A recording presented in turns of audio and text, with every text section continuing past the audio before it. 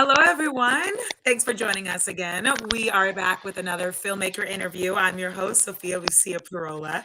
We are in our 23rd year here at the Garden State Film Festival. We have a list of like 200 films from all different countries, all different types of films. We got features, shorts, animations, music videos, bunch of awesome stuff. And one of the films we will be having at the Garden State Film Festival this year is a short film called The Space Between. Here to talk with us is filmmaker Luke Baker. He was writer, director, and producer of the film. Luke, congratulations and thank you for joining us today. I think the audio, we've been having a little audio problems before we started, y'all. I think it cut out again unless.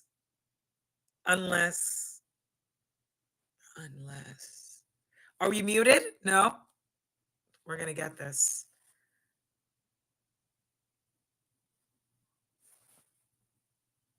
There we go. Little switch out always works. This is just like film. You encounter problems and then we gotta roll with it.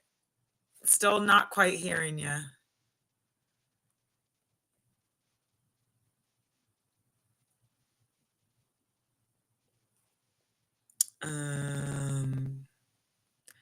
Perhaps different headphones, different mic. I know nothing when it comes to tech. I really just.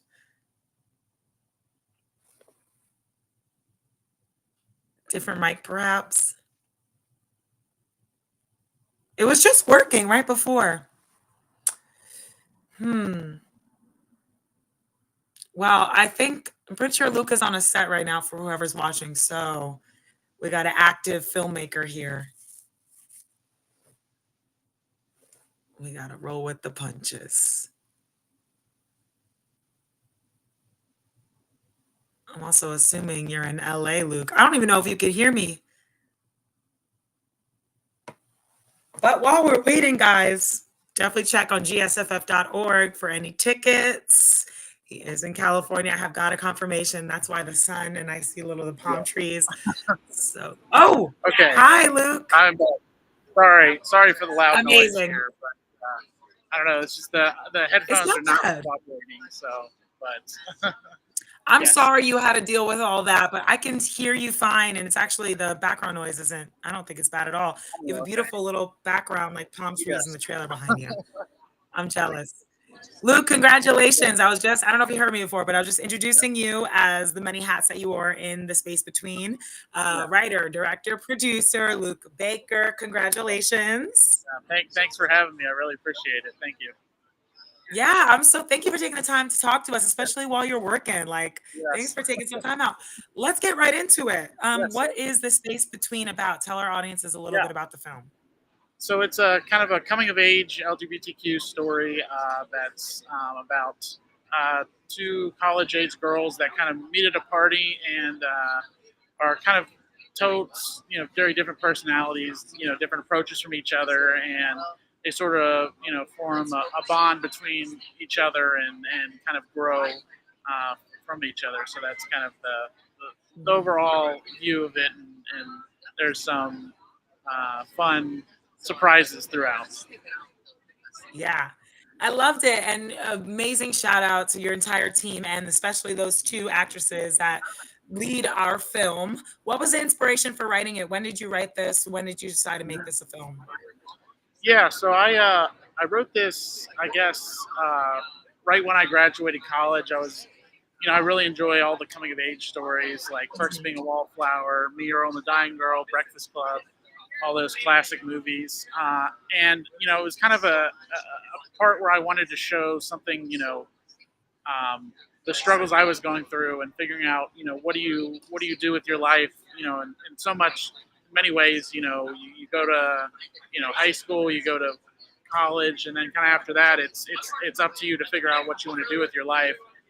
So I was kind of, trying to write something along on there to, find inspiration through that, and then also, incorporating different aspects of ways that I've, grown out of my shell through there. So, yeah. Yes. And like so much of this, like I said, involves these two actresses. Of course, your amazing crew. So I definitely want to hear how you got this crew together and specifically how you found your cast and these two leads that we see in this film. Yeah.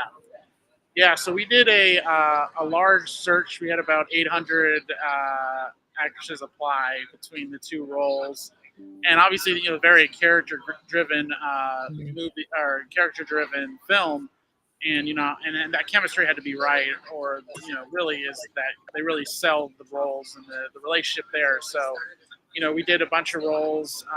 Piper, who plays Charlotte, she really stood out in front from her audition tape, and I was like, that's who I want. That's what I want to go for. And we actually did cast another person for the role of Aubrey, and she had to drop out 2 weeks before shooting.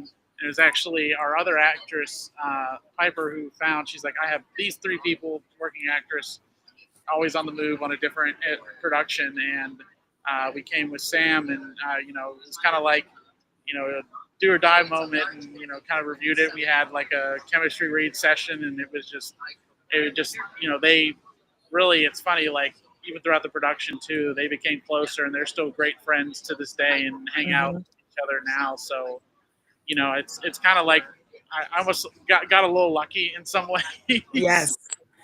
I think it also goes to that, both of their roles of owning it, and I think bringing from their own experience too, and being able to. That was kind of one thing I really wanted, is to have them own the roles too, because obviously Mhm. I'm not a college age girl, so I was like, if anything sounds weird, sounds funny, just change it, let's work it out.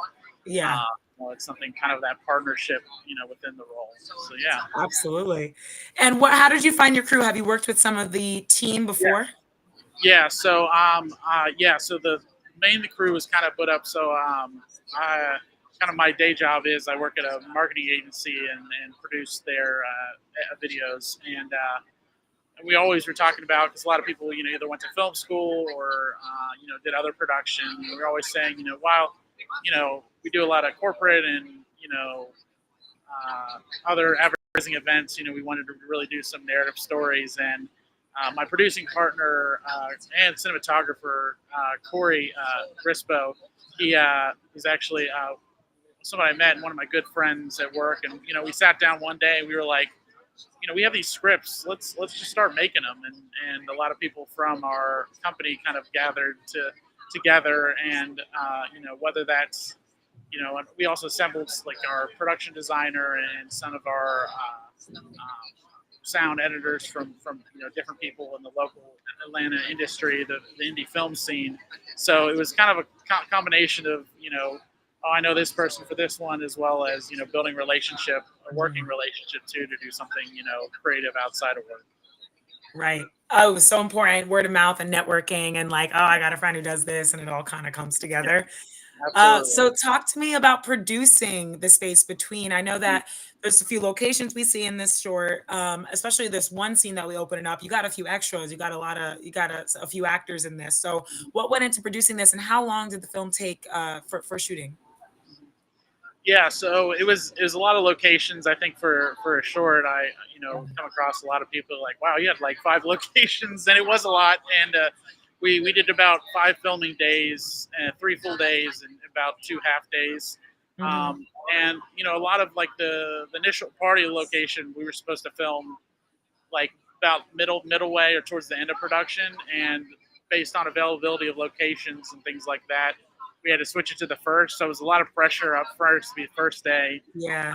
And we casted a couple of local actors who weren't getting experience for extra background, and we rented a house that kind of looked sort of college age. That area is like, unfortunately, I've aged out of having friends that have a college house, so Yeah. I had to actually go and location scout one. But yeah, so that was kind of the big. That was probably the longest day too, because especially Mhm. it was probably a 12, 14 hour day, just because a lot of moving people, a lot of pieces in there. But yeah, through the rest of the shots, we did a lot of especially the lake scene too was something I really wanted to lake, and it was actually I was able to work with like a local county outside, and they're like, oh, we have this great park, if you want to use it, just let us know. And Mm. and it was pretty easy to shoot there. And you can't even tell it's kind of a pond or a lake, and we were able to make it seem bigger than it actually was. Oh, wow.